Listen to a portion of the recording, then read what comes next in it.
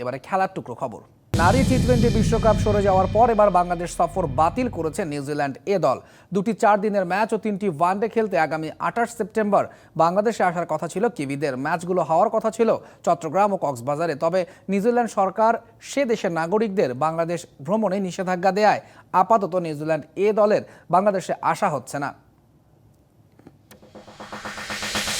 পেশাদার ক্রিকেটের প্রতি আগ্রহী করতে ক্রিকেটকে মূল বিষয় হিসেবে পাঠ্যক্রমে অন্তর্ভুক্ত করেছে অস্ট্রেলিয়ার একটি স্কুল।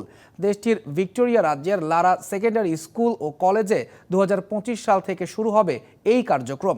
মাঠে খেলার পাশাপাশি ক্রিকেট সম্পর্কে পড়ানোও হবে ক্লাসে। একাডেমি মুভমেন্টের সাথে স্কুলটিকে সার্বিক সহায়তা করবে রাজ্য দল ক্রিকেট ভিক্টোরিয়া ও Big Bash league franchise Melbourne Renegades.